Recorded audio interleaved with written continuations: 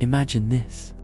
You're strapped into the most advanced spacecraft humanity has ever built. The engines fire, and within seconds, you're traveling at 99.9% of the speed of light, 186,000 miles per second, fast enough to circle the Earth 7 times in 1 second, fast enough to reach the moon in just over a second. And then, something happens to your body. Something that scientists have been calculating, simulating, and debating for decades. The question isn't just academic, because if humanity ever wants to explore the stars, if we ever want to visit other solar systems, other worlds, we need to know the answer. Does your body survive at 99.9% light speed? For years, physicists gave vague answers. It depends. Theoretically, maybe. We'd need to account for many factors. But recently, scientists have finally run the complete calculations. They've modeled every single thing that happens to human tissue, human cells, human DNA, at relativistic speeds. And what they found is both more terrifying and more hopeful than anyone expected. Let's begin. Part 1.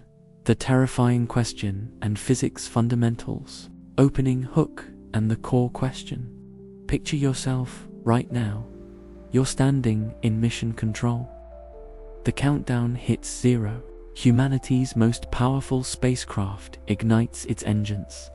Within moments, you're hurtling through space at nearly the speed of light itself, 186,000 miles every single second. That's fast enough to wrap around Earth 7 complete times before you finish reading this sentence. Fast enough to reach the moon while you're still catching your breath. And then something starts happening to you. Something that makes even veteran physicists pause and reconsider everything they thought they knew about human survival. Here's what nobody tells you about near light-speed travel. It's not like going fast in a car or even in a fighter jet. At 99.9% light speed, you're not just moving through space anymore. You're bending the very fabric of reality itself. For decades, scientists dodged this question. They'd give you vague answers about theoretical possibilities and complex variables. We need more data, they'd say. The calculations are too complex, they'd explain. But something changed in the last few years. Researchers finally ran the complete simulations. They modeled every single biological process that happens inside your body when you're moving at relativistic speeds. Every cell, every chemical reaction, every strand of DNA. What they discovered will change how you think about space travel forever. Some of their findings confirmed our worst fears. Others revealed possibilities so strange that even experienced researchers had to double-check their math. Think about this for a moment. Your heart beats roughly once per second. Your neurons fire in milliseconds. Your cells divide on precise schedules. All these processes depend on time flowing at a specific rate. But what happens when time itself starts flowing differently for you than for everyone else?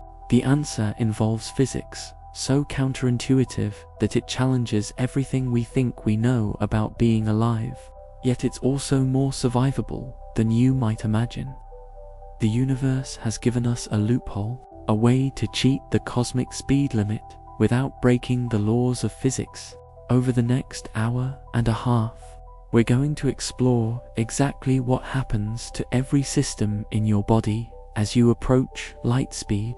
We'll examine your senses, your organs, your cellular structure, even your consciousness itself. And by the end, you'll understand why some researchers believe near light speed travel represents humanity's ticket to the stars, while others think it's the most dangerous thing we could ever attempt. Speed and distance in real terms.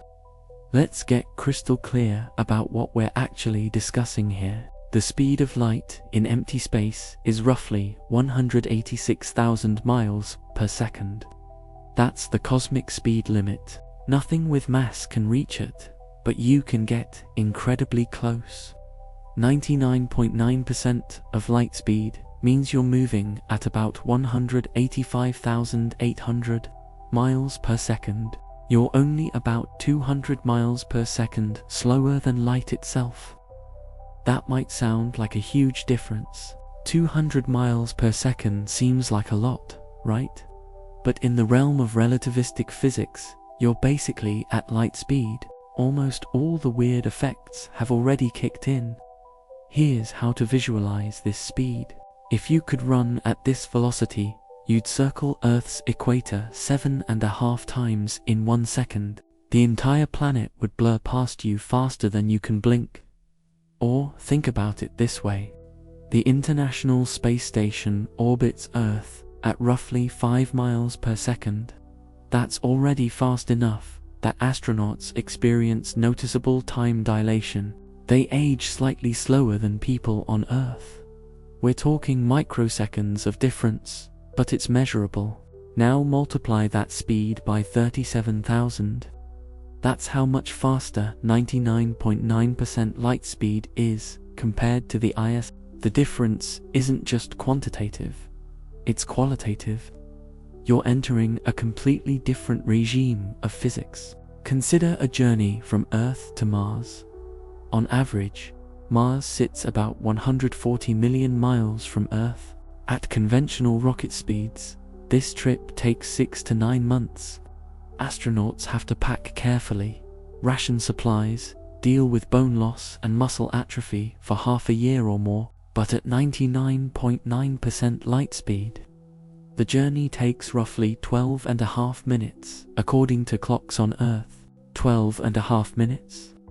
Less time than it takes to watch a typical YouTube video. But here's where reality starts getting weird. That 12.5 minutes is Earth time, according to your clock aboard the spacecraft, according to your experience of time. The journey feels like only 33 seconds. 33 seconds, half a minute, the time it takes to tie your shoes. This isn't science fiction. This isn't speculation. This is what Einstein's equations predict with mathematical certainty. Time literally flows at different rates depending on your velocity. Let me give you another example that really drives this home. The nearest star system to Earth is Alpha Centauri, sitting about 4.4 light-years away. At light speed, it would take 4.4 years to get there, obviously, but at 99.9% light speed, Earth clocks measure the journey at about 4.4 years. Your clock aboard the ship, just 59 days, less than 2 months. You could leave Earth in January and arrive at another star system before March ended. Meanwhile, everyone you left behind has aged 4.4 years. This is the twin paradox made real. If you had an identical twin, and you took this journey while they stayed on Earth, you'd return biologically younger than them, not by a trick of perception. Actually, physically younger. Your cells would have divided fewer times. Your telomeres would be longer. Your heart would have beaten fewer times. Every biological process in your body would have experienced less time passing. The universe is giving you a shortcut through time itself. But shortcuts always have a cost, and the cost of this particular shortcut is what we're going to explore: practical journey times and time dilation. Let's dig deeper into what time dilation actually means for a human traveler, because understanding this concept is crucial to grasping why near light speed travel might actually work. Time dilation isn't just a curious side effect. It's the central phenomenon that makes interstellar travel remotely feasible for human beings. Without it, traveling to other stars would require journeys lasting decades or centuries from the traveler's perspective. No human could survive that. No spacecraft could carry enough supplies. But time dilation changes everything. Imagine you're planning a trip to Proxima Centauri, the closest star to our Sun. It's about 4.2 light-years away. At conventional rocket speeds, this journey would take tens of thousands of years. Obviously impossible for human travelers, even at 10% light speed, which would already require technology far beyond what we currently possess. The journey would take 42 years. You'd leave Earth in your 20s and arrive in your 60s, assuming you survived the journey at all. But at 99.9% light speed, something remarkable happens. Earth observers would measure your journey time at about 4.2 years. That's still a long time, but it's manageable for mission control, for the families you left behind, for the scientists tracking your progress. From your perspective aboard the ship, 68 days, just over 2 months. You'd experience roughly the same amount of time as a typical semester of college. You'd leave Earth, spend about as long in transit as students spend earning 15 credit hours, and arrive at another star system. Think about what this means practically. You could pack supplies for 2 months instead of years. Your psychological health only needs to hold up for 2 months instead of decades. The radiation exposure your body receives happens over 2 months instead of years. The engineering challenges don't disappear. They're still enormous, but they shift from completely impossible to incredibly difficult, but maybe achievable.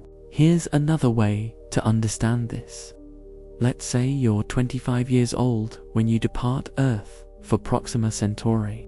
You accelerate to 99.9% light speed, make the journey, spend a year exploring the Proxima system, then return to Earth at the same velocity. Total Earth time elapsed about 9.5 years.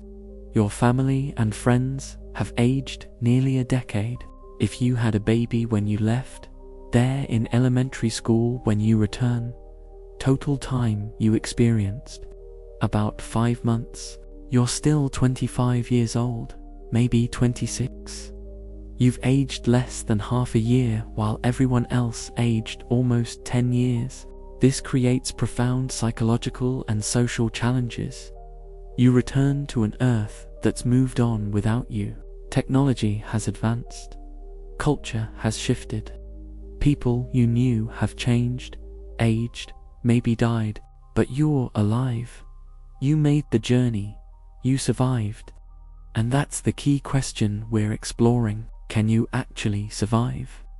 Or does the journey destroy you in ways that make survival meaningless? Let's talk about what it takes to reach 99.9% light speed in the first place, because you can't just instantly jump to this velocity. You have to accelerate. And acceleration puts stress on the human body. If you accelerated at 1g, which is Earth's normal gravity, you'd feel like you're constantly standing up, uncomfortable for a while, but not immediately dangerous. Fighter pilots routinely experience several Gs during combat maneuvers at 1g of constant acceleration. It takes about 353 days to reach 99.9% light speed, just under 1 year. That's a long time to feel like you're constantly standing, but it's theoretically survivable. The real question is whether your body can handle that duration of constant stress. Your spine compressed for a year, your heart pumping against increased pressure for a year, your muscles constantly working to support your weight for a year. We'll explore those biological effects in detail later. For now, understand that acceleration is survivable. It's difficult, demanding, and would require extensive training and physical conditioning. But it's not the deal breaker some people assume.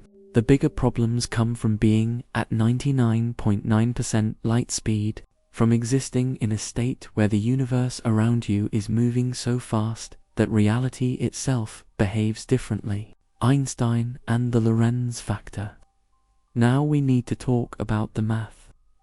Don't worry, I'm going to keep this as simple as possible, but understanding the basic equations is crucial to grasping why. Near light speed travel does such strange things to human biology. Einstein's special relativity gives us a factor called the Lorentz factor. Physicists usually call it gamma.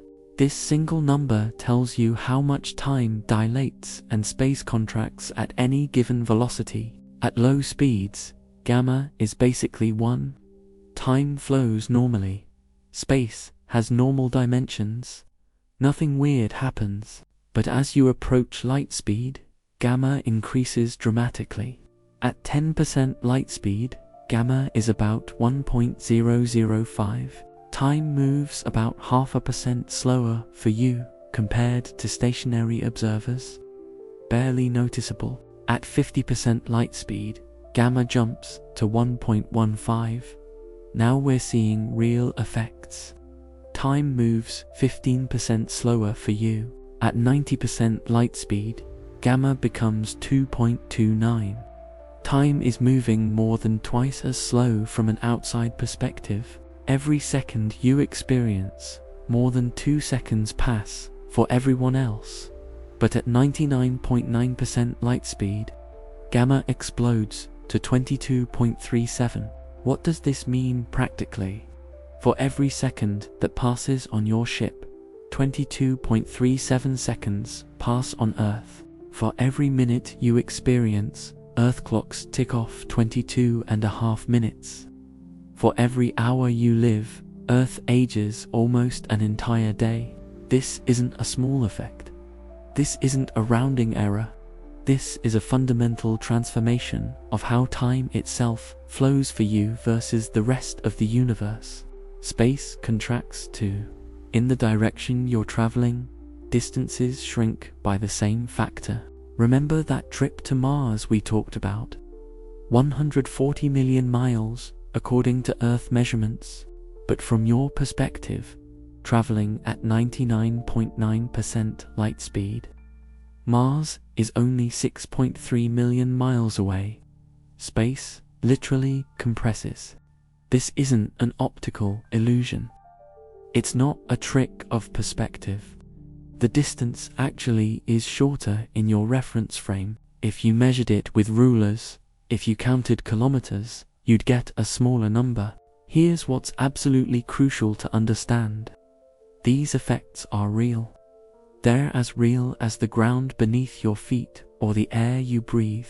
They've been tested thousands of times with particle accelerators, atomic clocks, GPS satellites. Every GPS satellite has to account for time dilation or your phone's map would be off by miles. The engineers who designed GPS had to program in corrections for Einstein's equations.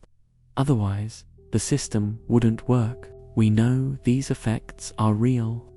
We know exactly how strong they are at any given velocity. The math is solid. The experiments confirm it again and again. So here's the terrifying question.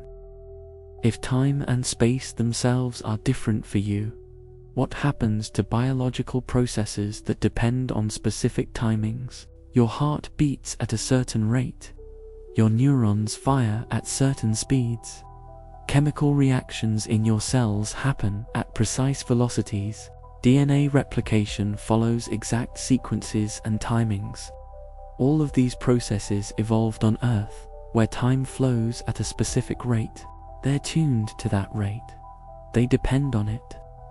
What happens when you take this finely tuned biological machine and put it in an environment where time itself flows differently? For decades, this was purely theoretical. We couldn't test it. We could barely calculate it with any precision. The equations were too complex, the variables too numerous. But in the last 2 decades, something changed. Supercomputers became powerful enough to model these effects. Scientists developed sophisticated simulation software. Researchers from different fields, biology and physics and chemistry, started working together. They ran simulations of human cells at relativistic speeds. They modeled protein folding, DNA replication, neural activity, cardiac rhythms. They simulated what happens to water molecules, to oxygen transport, to ATP production in mitochondria, and they found something unexpected. Most biological processes work fine. Not because the physics changes, but because of a subtle aspect of relativity that most people miss. You're not experiencing time dilation. The outside universe is, from your perspective, from your reference frame, time flows completely normally. 1 second feels like 1 second. Your heart beats at the same rate it always does. Your neurons fire at the same speed. Your cells divide on the same schedule. All the clocks in your body, all the chemical reactions, all the electrical signals, they all proceed at their normal rates relative to you. The weirdness only appears when you try to compare your reference frame to someone else's, when you try to synchronize your clock with Earth's clock, when you try to match your experience of time with theirs. This is the key insight that makes near light speed travel potentially survivable. Your biology doesn't have to adapt to different timing. It operates normally in your reference frame. But there are complications. Serious complications. Because while your internal processes work fine, the external universe becomes incredibly dangerous. Biological processes under time dilation. Let's explore what this means for the specific biological processes that keep you alive. Because understanding this distinction between what happens in your reference frame versus what outside observers see is crucial to grasping the full picture. Start with your heart. Right now, your heart is beating roughly 60 to 100 times per minute. Depending on whether you're resting or active, each beat involves a precisely coordinated sequence of electrical signals and mechanical contractions. The sinoatrial node generates an electrical impulse. This signal spreads through the atria, causing them to contract. A slight delay at the AV node. Then the signal races through the ventricles, producing the main contraction that pumps blood through your body. This entire sequence takes less than 1 second, and it repeats reliably millions of times throughout your life. Now imagine you're traveling at 99.9% light speed. What happens to your heartbeat? From your perspective, nothing. Your heart beats exactly as it always has. The electrical signals propagate at the same speed through your cardiac tissue. The contractions happen at the same rate.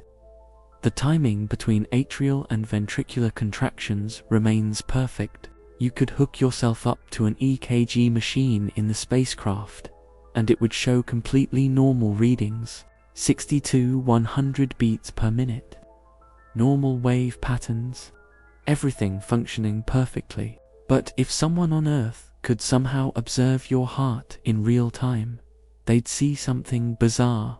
Your heart would appear to beat only 2.68 times per minute, less than 3 beats per minute. From their perspective, each heartbeat would take 22 seconds. The electrical signals would crawl through your cardiac tissue. The contractions would happen in slow motion. But here's the crucial point. This slowdown is only in their observation. In your reality, in your experience, in your actual biological function, everything is normal. This is why time dilation doesn't kill you. Your biology doesn't care what outside observers see. It only cares about what's happening in your reference frame. And in your reference frame, physics works exactly the same as it always has. The same principle applies to your neurons.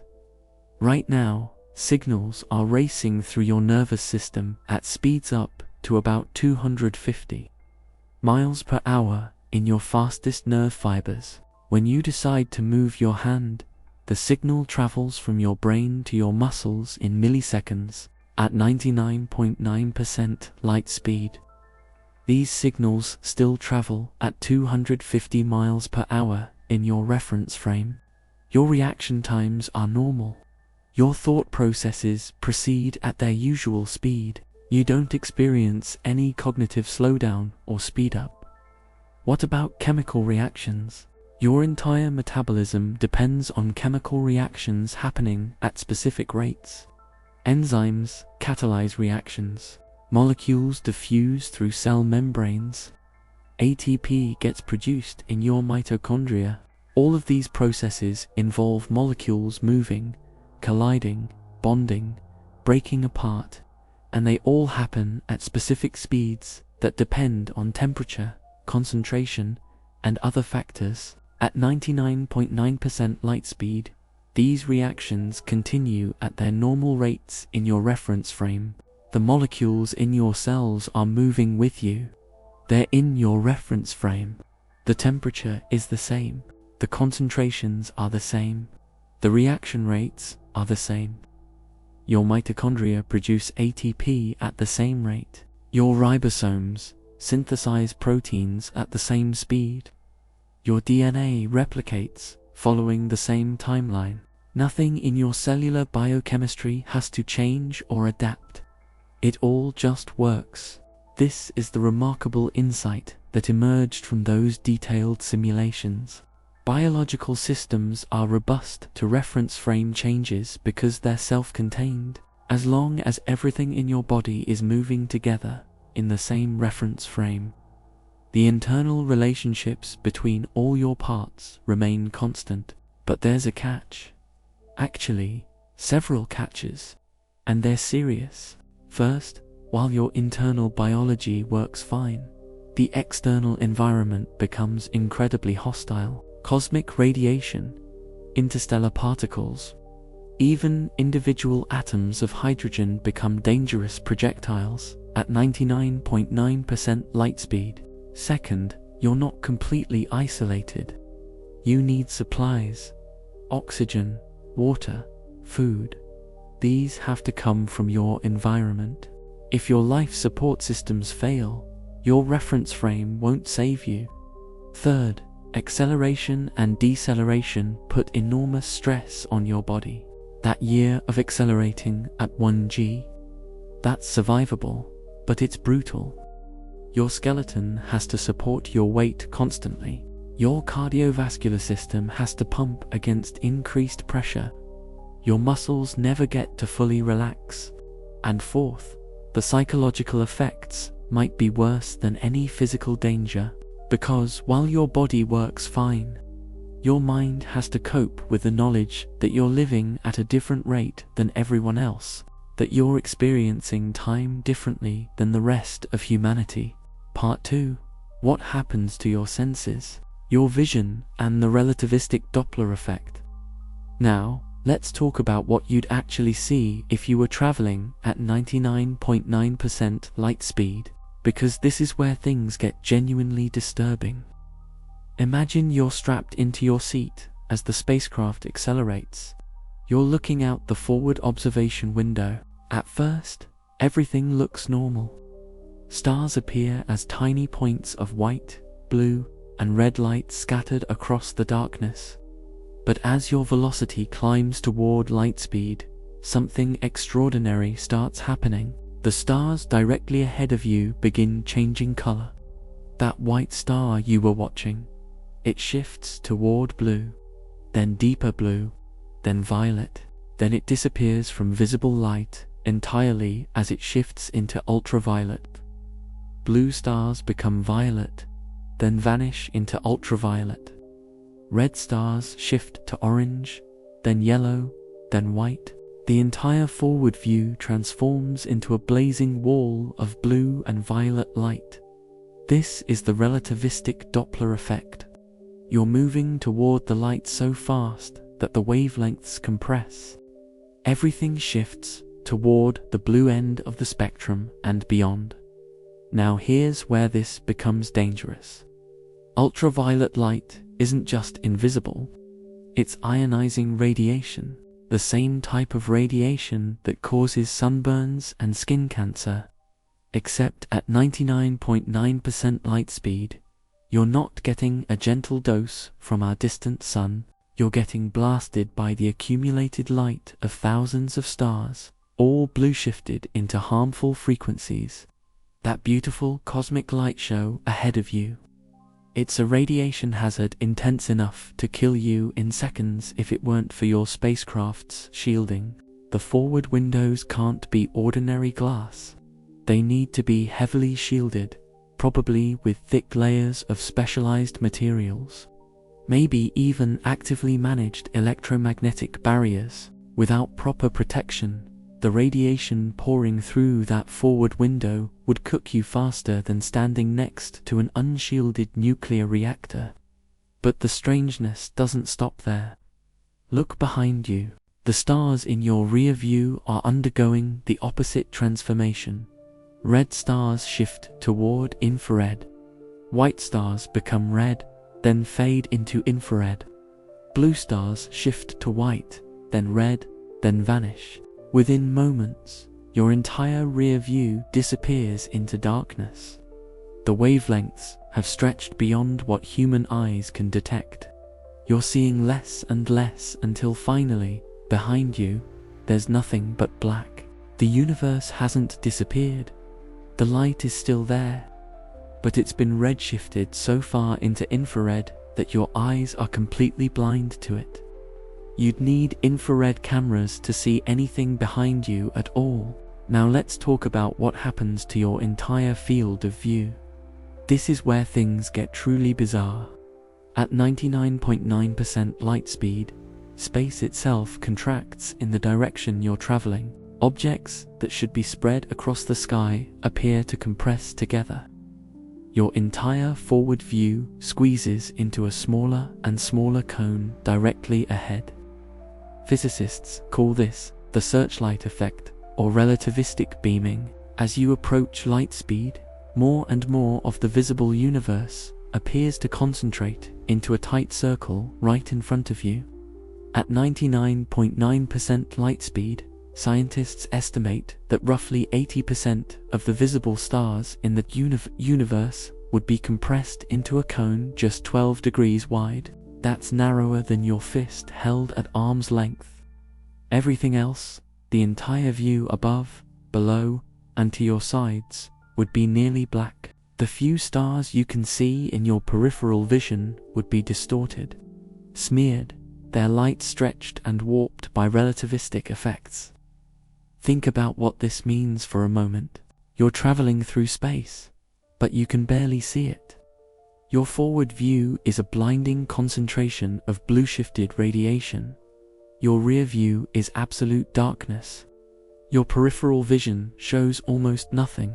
You're functionally blind to 90% of the universe around you. Now, could your eyes physically handle this? Could your retinas process this distorted, compressed, radiation-saturated view? The answer is yes, surprisingly. Your eyeballs don't care about reference frames. The photoreceptors in your retinas work the same way whether you're stationary or moving at near light speed. The physical mechanism of vision. Light hitting rhodopsin molecules and triggering electrical signals, that all functions normally in your reference frame. But here's the problem. Your brain evolved to process a very specific kind of visual input. Wide field of view, consistent colors, stable spatial relationships, objects that stay in predictable positions relative to each other. What happens when you feed your visual cortex input that violates all those assumptions? When the entire universe is compressed into a 12-degree cone, when colors are all wrong, when spatial relationships are distorted beyond recognition. Astronauts on the International Space Station sometimes experience disorientation and visual illusions. They're moving at just 5 miles per second, experiencing minimal relativistic effects, and even that causes problems for some people. Now multiply that disorientation by thousands. Imagine trying to process a view where the fundamental geometry of space is warped, where colors mean nothing, where your depth perception is completely unreliable. Some neuroscientists believe the visual distortion alone could cause severe psychological trauma. Your brain might struggle to construct a coherent model of reality from such alien input. You might experience constant vertigo, hallucinations, difficulty thinking clearly because your visual cortex is screaming that something is fundamentally wrong. Or maybe human brains are more adaptable than we think. Maybe after a few hours or days, your visual cortex would adjust. You'd learn to interpret the compressed, distorted view. It would start feeling normal. We don't know. We can't know until someone actually makes this journey, and that uncertainty is terrifying. But there's one more aspect of vision we need to consider. Time dilation affects what you see, not just how you see it. Light from distant objects takes time to reach you. At conventional speeds, this doesn't matter much. But at 99.9% light speed, you're catching up to light that was emitted long before you started your journey. If you're traveling toward a star, you'll see it age rapidly. Events that normally take years will appear to happen in days or weeks. If the star goes supernova during your journey, you might watch the entire explosion unfold in fast. Conversely, if you look back at Earth, you'd see it in extreme slow motion. A day on Earth would appear to last 3 weeks from your perspective. People would seem to be moving like statues. The planet's rotation would be almost imperceptible. This temporal distortion adds another layer of disorientation to an already overwhelming sensory experience. Your hearing and sound in your reference frame.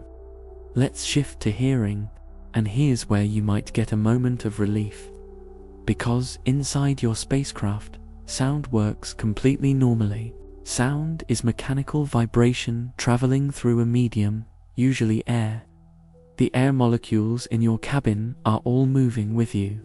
They're in your reference frame, so when someone speaks, or when machinery operates, or when anything makes noise, the sound propagates through the air exactly as it would on Earth. Your ears work fine. Your cochlea translates pressure waves into neural signals at the same rate as always. The hair cells in your inner ear vibrate normally. Your auditory cortex processes sound without any relativistic weirdness. If you had a conversation with a fellow crew member, it would sound completely ordinary. No distortion, no time delay, no strange pitch shifts. This is actually crucial for psychological health. Humans rely heavily on audio cues. We use sound to monitor our environment, to communicate, to maintain spatial awareness. If hearing were distorted the way vision is, the psychological burden would be almost unbearable. But here's the catch. Sound from outside your spacecraft would be completely inaudible. Space is mostly vacuum, so there's no sound transmission anyway. But even if there were air outside your ship, even if sound could somehow propagate through space, the Doppler effect would be so extreme that frequencies would shift beyond human hearing.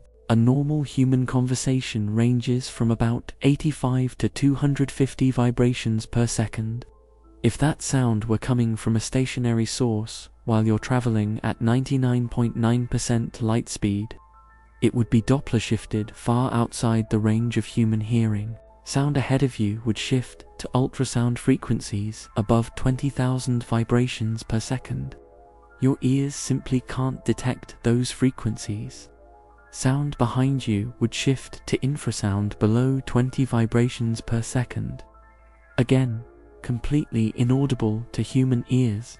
You would be effectively deaf to the external universe. Now, you might think this doesn't matter. Space is silent anyway. What difference does it make if you can't hear things that aren't making noise?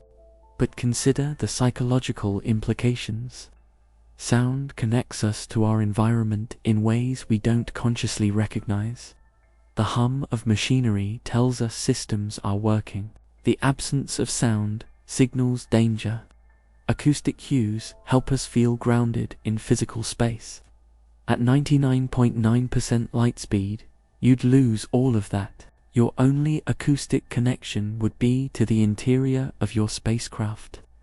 Everything beyond those walls would be not just silent, but acoustically non-existent. Some psychologists worry this could create a profound sense of isolation. You're already visually isolated by the distorted view. Now you're acoustically isolated too. The universe outside feels increasingly abstract, increasingly unreal. Humans evolved in environments rich with sensory input. We're adapted to process information from multiple senses simultaneously. When you start cutting off those sensory channels, strange things can happen to the human mind. Sensory deprivation experiments on Earth have shown that people start hallucinating. After just a few hours in isolation tanks, they hear voices, they see patterns that aren't there. Their brains, desperate for input, start generating false signals. Would the same thing happen on a near light-speed journey? You'd have some sensory input from inside the ship, but the vast majority of the universe would be sensorily inaccessible. Would your brain start filling in the gaps? Would you hear phantom sounds from the void outside? We have no idea. And that uncertainty is one more item on the long list of unknowns about near light speed travel. There's also the question of communication lag. If you're traveling at 99.9% light speed away from Earth, and you try to send a radio message home, that message travels at light speed, which means it's barely moving away from you at all. From your perspective, the message seems to crawl away from your ship at an agonizingly slow pace. Meanwhile, Earth is receding from you at nearly light speed. The message takes a long time to catch up. If Earth sends a reply, that reply is traveling toward you at light speed while you're traveling toward the source at 99.9% light speed. The closing speed is enormous. You receive the reply much faster than you'd expect. This creates bizarre asymmetries in communication timing. Messages you send take much longer to arrive than messages you receive. Conversations become impossible. The back and forth rhythm of normal dialogue breaks down completely. You might send a question to mission control and receive their response before you expect it, but they won't hear your acknowledgement for hours or days. This temporal disconnection in communication reinforces the isolation. You're not just physically distant from Earth, you're temporally distant. You exist in a different time stream than everyone you've ever known. Time perception and cognitive function. Now we come to perhaps the most unsettling question of all. Does your consciousness still work normally at relativistic speeds? Your brain is an electrochemical machine. Neurons fire electrical signals. Neurotransmitters diffuse across synapses. Complex cascades of molecular reactions support thought, memory, emotion, consciousness itself. All of these processes happen at specific rates. Action potentials race down axons at speeds up to 250 miles per hour. Neurotransmitters cross synaptic gaps in less than a millisecond. Chemical reactions in your neurons proceed according to the laws of chemistry. So here's the question that kept neuroscientists awake at night. What happens to these finely timed processes when time itself is dilated?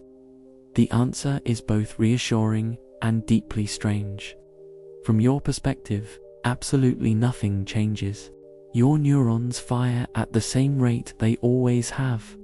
Neurotransmitters cross synapses at the same speed.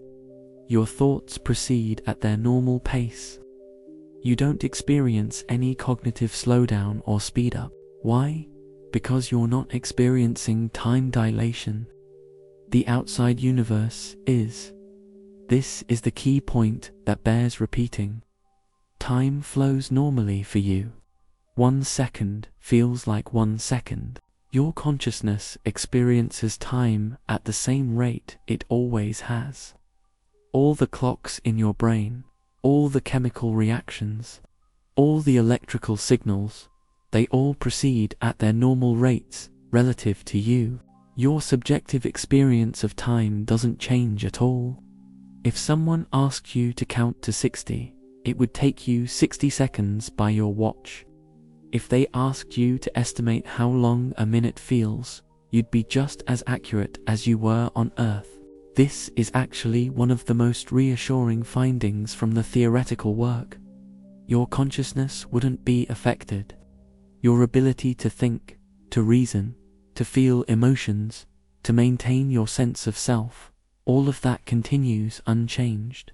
You're still you. Your mind still works the way it always has. But here's where things get eerie. While your internal experience of time is normal, your relationship to external time becomes profoundly distorted. If you could somehow watch Earth in real time while traveling at 99.9% light speed, you'd see everyone moving at hyperspeed. Days would flash by in hours, weeks would pass in days. People would age before your eyes. Conversely, if someone on Earth could watch you, they'd see you moving in extreme slow motion. Your gestures would take minutes to complete. Your words would be drawn out into long, deep groans. From their perspective, you'd appear to be nearly frozen in time. Neither perspective is more real than the other. Both are valid. Both are correct. They're just measurements from different reference frames. But for you, living through this, the psychological implications are staggering. You'd know, intellectually, that everyone you left behind is aging faster than you.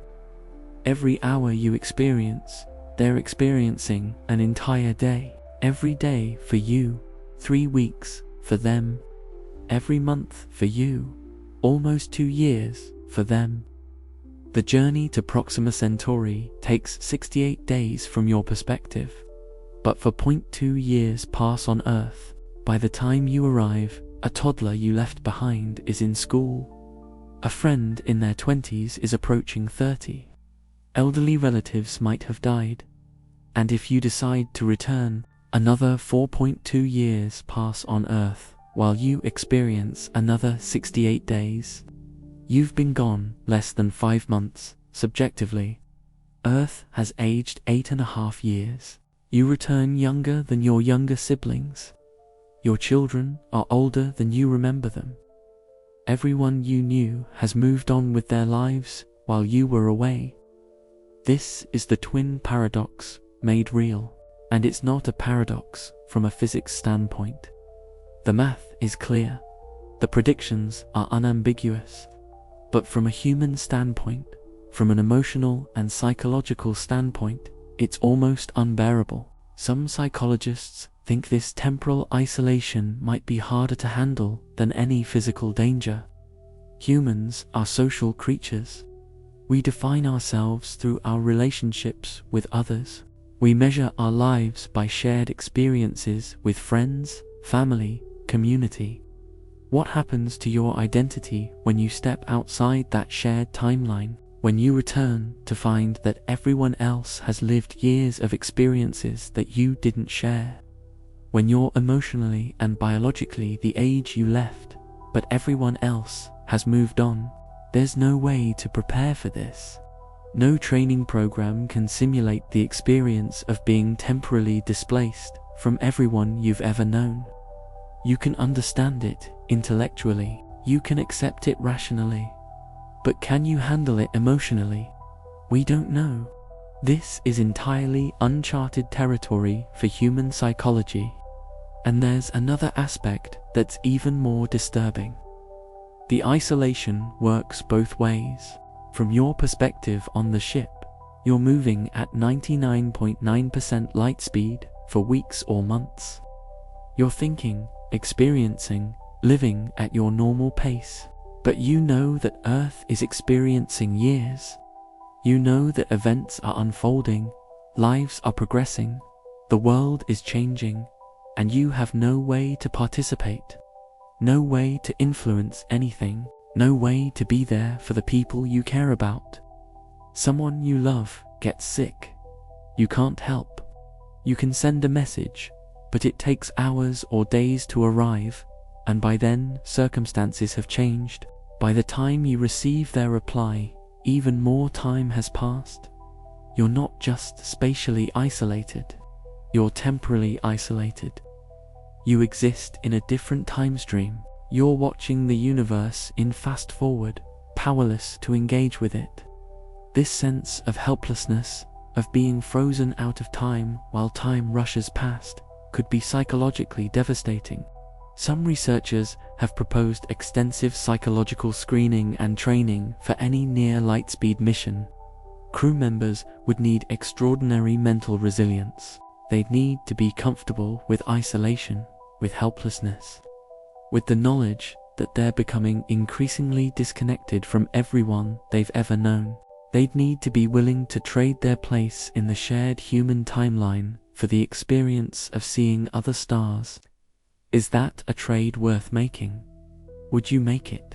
That's not a question physics can answer. That's a question each potential traveler would have to answer for themselves.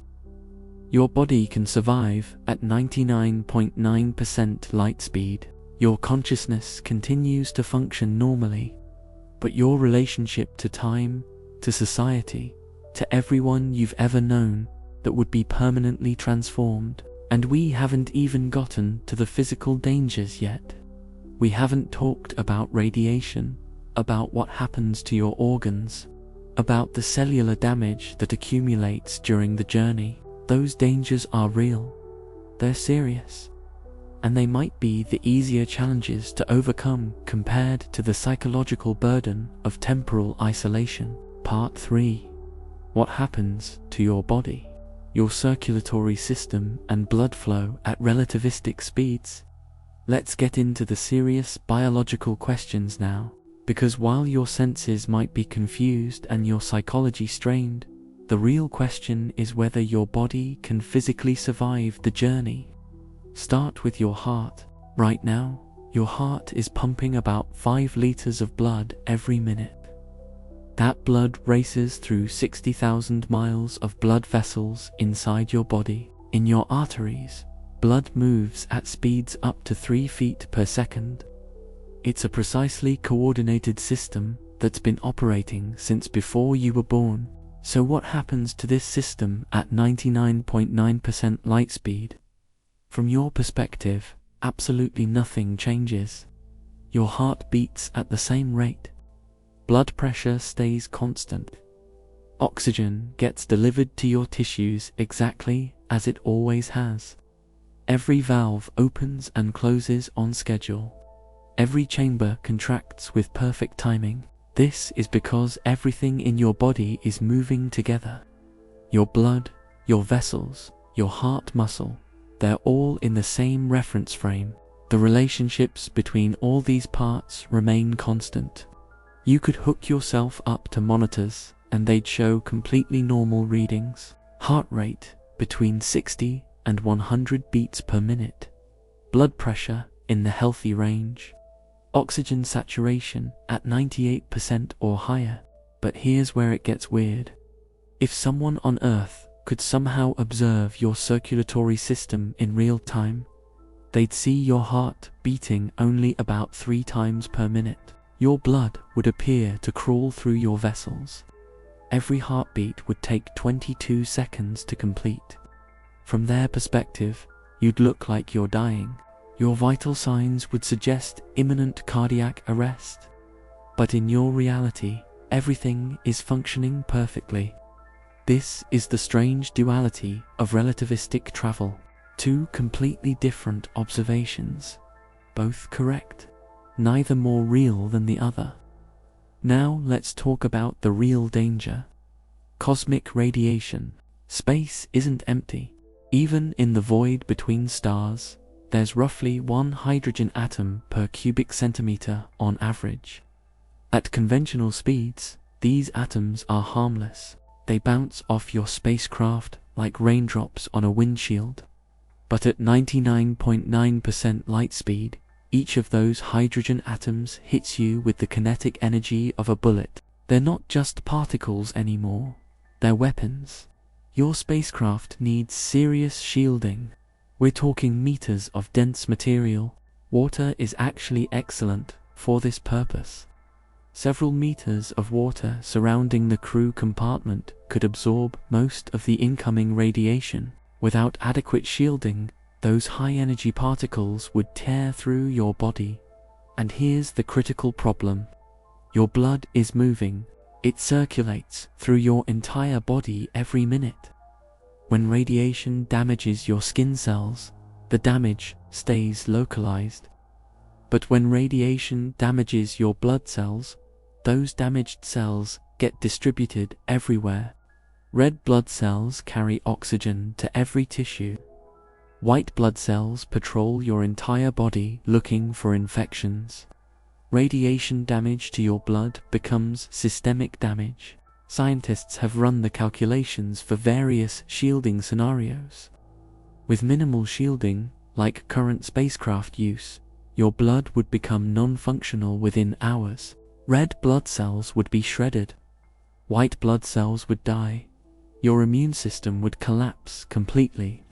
With moderate shielding, several centimeters of aluminum, you might survive for weeks before accumulating fatal damage. But you'd still be absorbing dangerous amounts of radiation every day. Only with heavy shielding, meters of water or specialized composite materials, could you reduce radiation exposure to survivable levels. Even then, you're looking at elevated cancer risk for the rest of your life. This is one of the most serious engineering challenges of near-light-speed travel.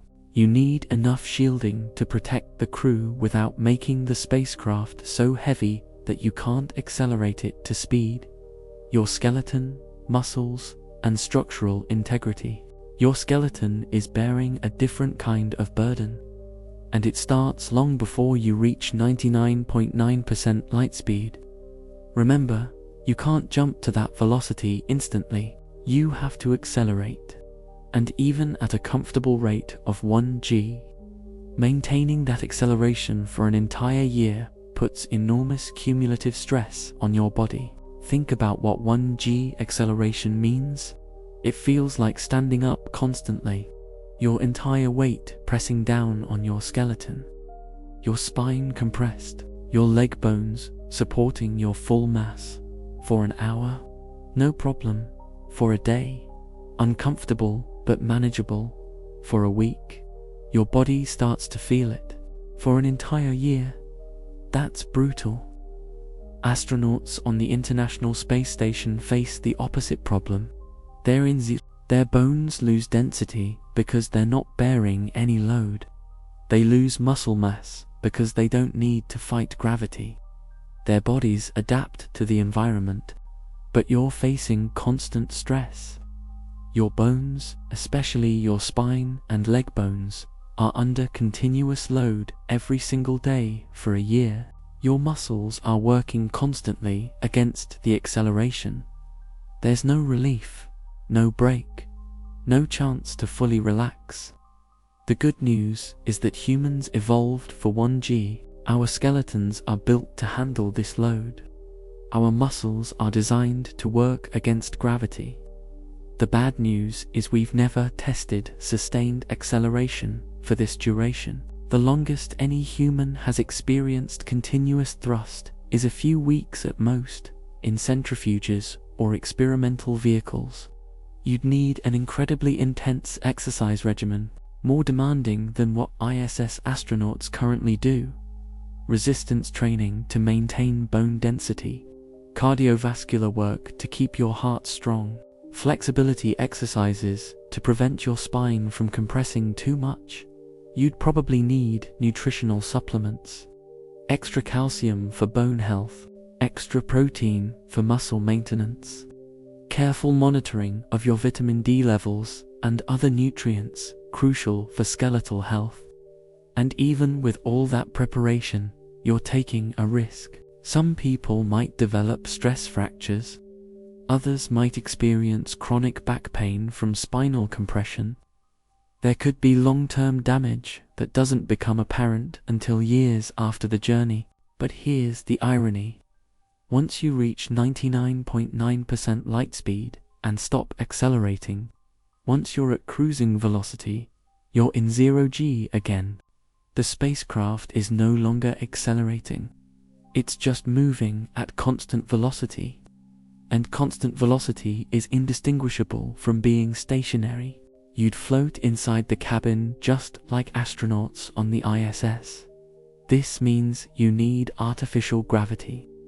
During the cruising phase, either by spinning the spacecraft to create centrifugal force, or by continuing to accelerate at a comfortable rate, or through some other method we haven't invented yet.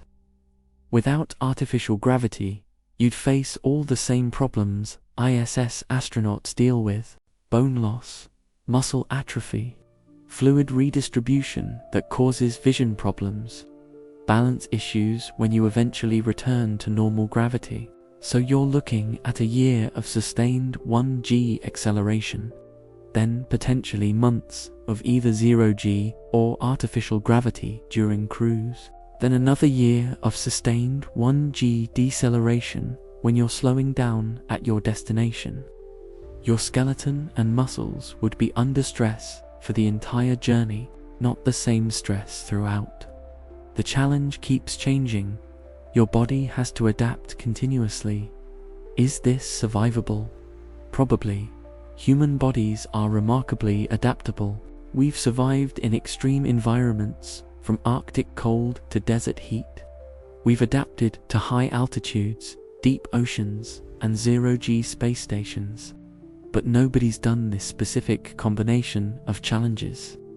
Sustained acceleration followed by 0G, or artificial gravity followed by sustained deceleration, all while being bombarded by radiation. All while psychologically isolated from everyone you've ever known.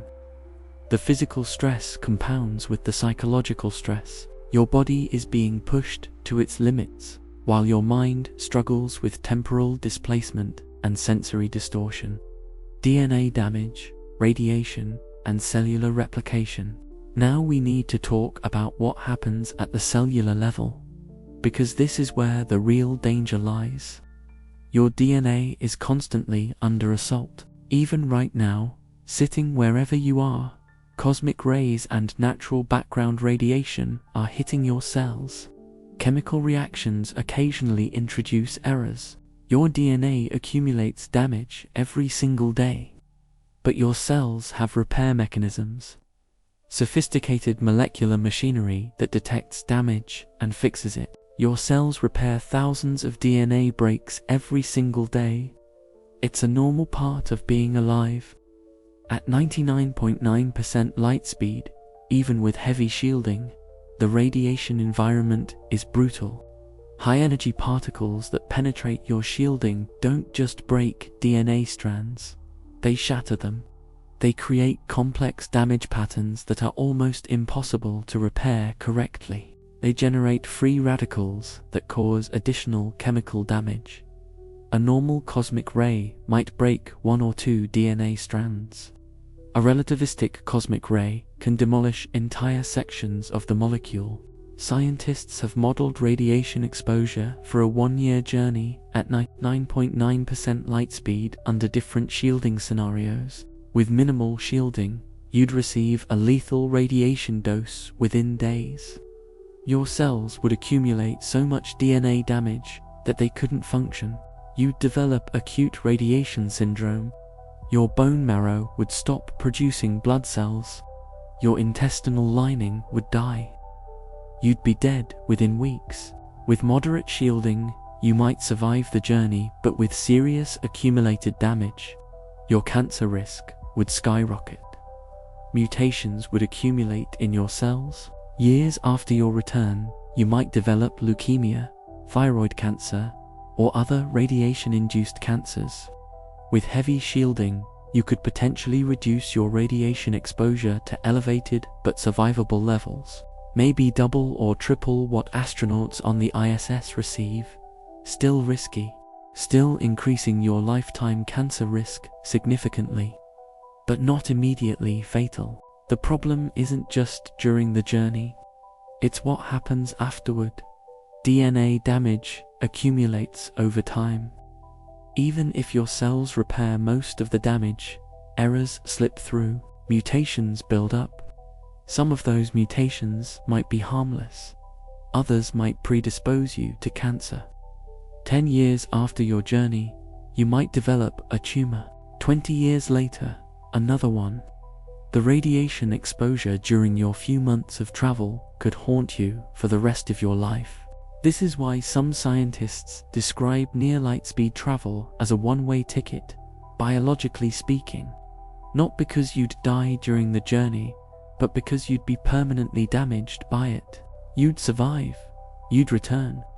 You'd be biologically younger than people who stayed on Earth because of time dilation. But you'd be carrying a heavy burden of cellular damage that would affect your health for decades. Is that an acceptable trade-off? For the chance to see another star system? For the opportunity to be among the first humans to leave our solar system? That's not a question science can answer. That's a question about values, about what we're willing to sacrifice for exploration, about how much risk is acceptable in pursuit of knowledge. Your cells and metabolism at relativistic speeds. Let's zoom in even further, down to the level of individual cells and the chemical reactions that keep them alive. Your cells are chemical factories. Mitochondria convert glucose and oxygen into ATP, the energy currency of life. Ribosomes synthesize proteins from amino acids. DNA gets replicated when cells divide. All of these processes involve countless chemical reactions happening simultaneously. At 99.9% light speed, do these reactions still work? Yes, completely normally. From your perspective, this is the same principle we've been discussing throughout this entire journey. You're not experiencing time dilation. Your chemical reactions proceed at their normal rates in your reference frame. Your mitochondria produce ATP at the same speed. Your ribosomes synthesize proteins at the same rate. Your cells divide on the same schedule they always have. Nothing changes in terms of how your cellular machinery operates. But here's what's fascinating. If you brought cell samples back to Earth after your journey and compared them to cells from before you left, they'd be younger. Remember, from Earth's perspective, years passed. But from your cell's perspective, only months passed. Your cells aged months, while Earth's clocks ticked off years. Your telomeres, the protective caps on the ends of your chromosomes that shorten with each cell division, would be longer than expected for someone your Earth age. Your cells would have divided fewer times. The molecular markers of aging would show less progression. This is the closest thing to a fountain of youth that physics allows. Time dilation means you age slower than the rest of the universe, not slower than you feel. You still experience time normally, but slower relative to everything else. Some researchers have speculated about medical applications. What if we could use time dilation for preservation? Instead of cryogenic freezing, which damages cells, you could put someone on a high-speed journey. They'd age slowly while medical science advanced. Of course, the journey itself might kill them from radiation. But theoretically, time dilation offers a form of life extension that doesn't require any biological manipulation, just physics. Your cells would be genuinely younger, not preserved artificially. Actually younger, having experienced less time, undergone fewer cell divisions, accumulated less damage from normal metabolism. It's a strange thought. You could leave Earth at 25, spend what feels like a few months traveling, and return biologically 25 while everyone else aged years. Your body would be younger than your age. your cells would have less accumulated damage. In a very real sense, you'd have bought yourself extra biological time by leaving the normal flow of Earth time. But that extra time comes at a cost. Radiation damage, psychological trauma, disconnection from everyone you knew. The question is whether the trade is worth it. Part 4. The surprising survivability and protective factors. The protective factors that change everything. So far, we focused heavily on the dangers, the radiation, the visual distortion, the psychological isolation, the DNA damage accumulating in your cells. It all sounds pretty grim, doesn't it? But here's what genuinely surprised scientists when they ran the complete simulations and crunched all the numbers. With proper engineering and preparation, humans could actually survive at 99.9% light speed. Not icily, not comfortably, but survivably.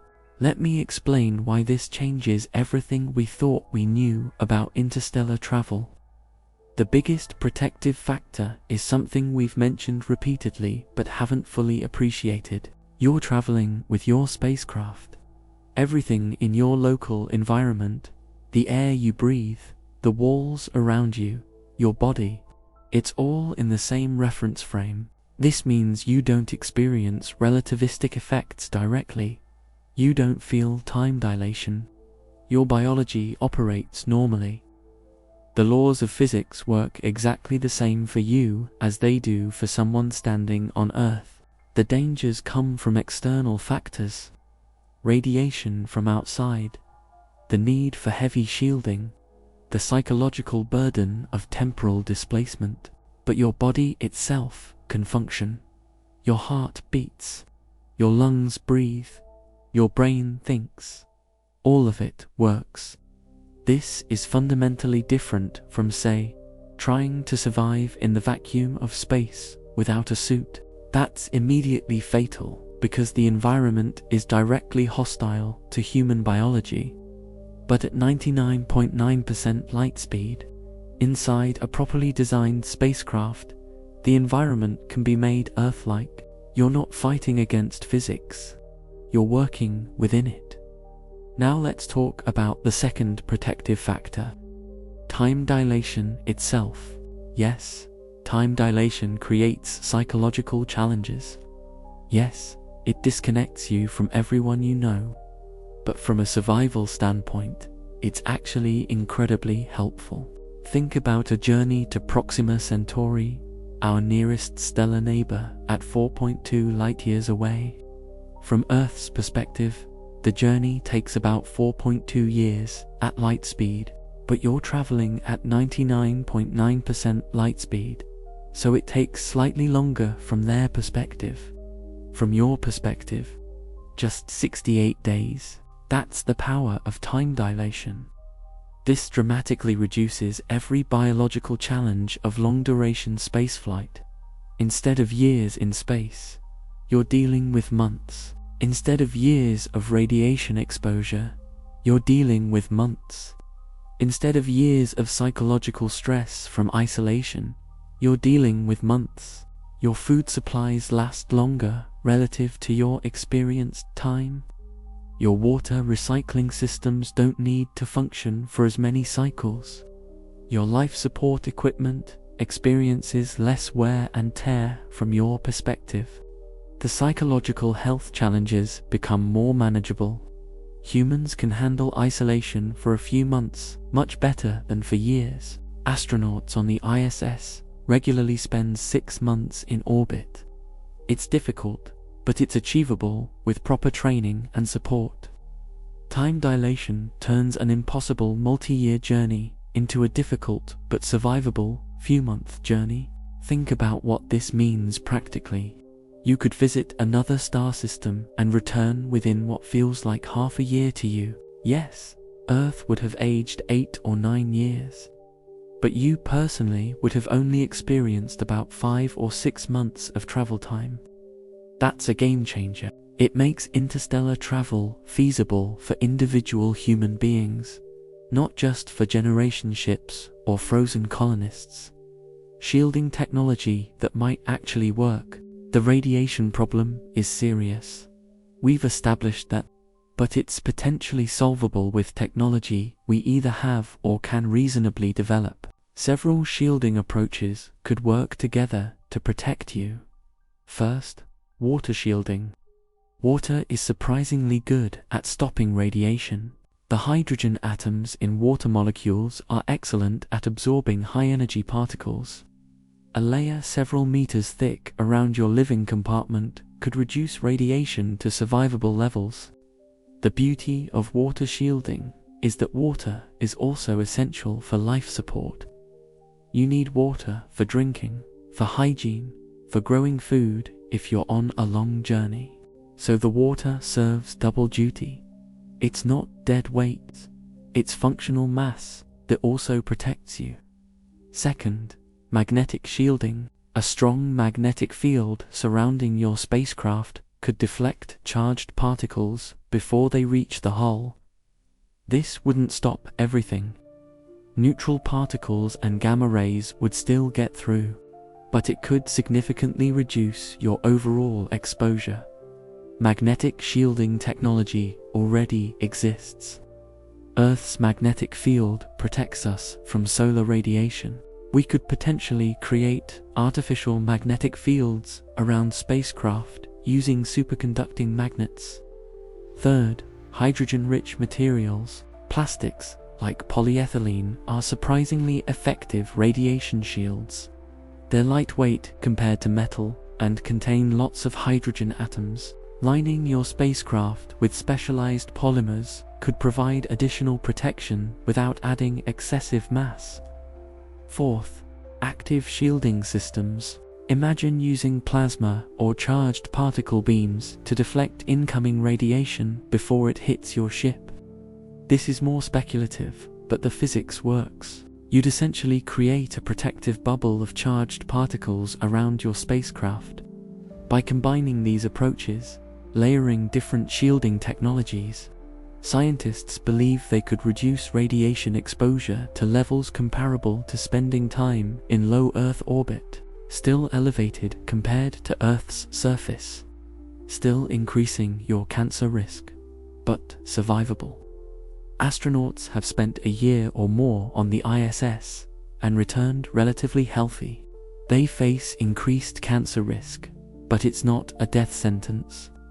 With proper medical monitoring, many radiation-related cancers can be detected early and treated successfully. The same would apply to near-light-speed travelers. You'd face elevated health risks for the rest of your life. You'd need regular screenings, but you could survive and even thrive after your journey. The acceleration problem and energy requirements. There's one major challenge we need to address head-on. How do you actually accelerate to 99.9% light speed without killing everyone aboard? 1 g of acceleration is comfortable. That's what we experience standing on Earth right now. But even at 1 g, it takes 353 days to reach 99.9% light speed. Nearly a full year. That's a long time to feel like you're constantly standing. But it's within human tolerance. Fighter pilots experience multiple GS during combat maneuvers. Astronauts train in centrifuges that spin them at several Gs. 1 g continuously for a year is brutal, but not impossible. You'd need constant exercise to maintain bone and muscle strength, careful nutrition to support your body under stress, psychological support to handle the monotony and discomfort, medical monitoring to catch any problems early. It would be harder than any mission humans have ever attempted, but it wouldn't be physically impossible. The energy requirements, though, that's where things get truly astronomical. To accelerate a 1,000-ton spacecraft, which is small by space standards, to 99.9% light speed at 1 g requires roughly 10 to the 21st power joules of energy. That's more energy than all of humanity currently generates in a decade. It's an absolutely staggering amount of energy. Where would this energy come from? Conventional rockets can't do it. Chemical propulsion doesn't have anywhere near the energy density needed. Even nuclear fission isn't enough. You'd need something like antimatter propulsion. When matter and antimatter meet, they annihilate completely, converting 100% of their mass into energy. That's the most efficient energy source physics allows. Or maybe fusion propulsion, where you're fusing hydrogen into helium and capturing the energy released. We don't have working fusion reactors yet, but the physics suggests they're possible. Or perhaps something we haven't even imagined yet. Some future technology that harnesses energy in ways we don't currently understand. The point is, the energy problem is enormous but potentially solved. It's an engineering challenge, not a fundamental impossibility. And once you've accelerated to 99.9% light speed, you have to decelerate. That takes another 353 days at 1G, and during deceleration, you have to flip your spacecraft around and thrust in the opposite direction. This means your total journey includes about 1 year accelerating your travel time at speed, then 1 year decelerating. From Earth's perspective, these acceleration phases add years to your journey, but from your perspective, time dilation means the acceleration phases feel much shorter than a year each. For a journey to Proxima Centauri, the total time from Earth's perspective is about 6 to 7 years. Your experienced time, roughly 4 months total. You accelerate for what feels like a couple months, cruise for about 2 months, then decelerate for another couple months, for months to visit another star system. That's remarkable. That's survivable. That's potentially achievable with future technology. Think about what this means for humanity's future. The nearest 1,000 stars could potentially be visited within a human lifetime. From the traveler's perspective, even distant stars are only months away. You could leave Earth in your 20s, visit a nearby star, and return in your 20s while Earth aged years or decades. It's strange. It violates our intuitions about time and aging, but it's allowed by physics. The universe has given us a loophole. Time dilation means that while interstellar distances are vast from Earth's perspective, they're manageable from a traveler's perspective. Your body can survive the journey. Your mind might struggle with the implications, but survival is possible. And once we know something is possible, humans have a remarkable track record of figuring out how to actually do it. The challenges are immense. The engineering required is beyond our current capabilities. The energy needs are staggering, but none of it violates the laws of physics. None of it is fundamentally impossible, which means it's just a matter of time, development, and determination. The question isn't whether humans can survive at 99.9% light speed. The question is when we'll develop the technology to make it happen. Part 5. The final verdict and future of near light speed travel. What scientists actually concluded. After all the calculations, all the simulations, all the modeling of biological systems at relativistic speeds, what's the final answer? Does your body survive at 99.9% light speed? Yes. With proper technology and preparation, human survival is possible. But it comes with significant caveats that anyone attempting this journey needs to understand completely. You need exceptional shielding, multiple meters of water or equivalent materials between you and the deadly radiation of space. Without it, you're dead within days or weeks. You need artificial gravity, either through spacecraft rotation or constant acceleration. Without it, your bones weaken, your muscles atrophy, your body deteriorates, just like astronauts experience on the International Space Station. The journey damages you. Even with the best shielding available, radiation exposure will be elevated throughout your trip. Your lifetime cancer risk increases significantly.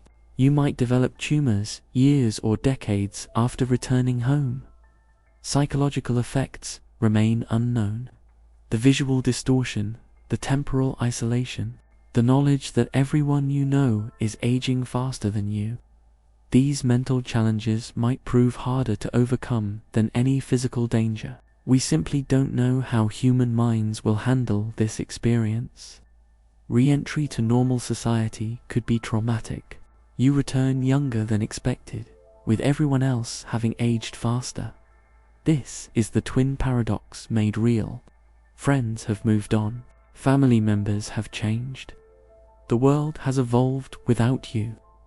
How do you rebuild your life when you've stepped outside the normal flow of time? But here's what's crucial to understand. None of these problems are insurmountable. Humans have survived remarkably hostile environments throughout our history. We've adapted to conditions that would have killed our ancestors. We've pushed the boundaries of what's survivable again and again. Near light-speed travel is more extreme than anything we've attempted. But it's not fundamentally different. It's an engineering challenge combined with a psychological challenge. Both are difficult. Neither is impossible. The physics allows it. The biology can handle it. The technology is theoretically achievable. What we need now are the experiments to prove it works. The experiments we need before sending humans. Before we send people on near light-speed journeys, we need critical experiments to validate our theories. First, long-duration, artificial gravity testing. We've never tested whether humans can live in rotating spacecraft for months or years. We need a rotating space station to study the long-term effects. Second, advanced radiation shielding in deep space. We should send unmanned probes with biological samples beyond Earth's protective magnetic field, protected by various shielding designs, and measure which approaches work best. Third, psychological isolation studies, simulating the temporal disconnect of relativistic travel. Missions lasting months with communication delays that mimic the time dilation effects travelers would experience. Fourth, high-energy particle exposure studies using particle accelerators to simulate relativistic radiation and understand exactly how it damages cells and tissues. These experiments would take decades to complete properly, but they're absolutely necessary if we're serious about interstellar travel. The future awaits. Here's what excites researchers about this field now. We finally know it's possible.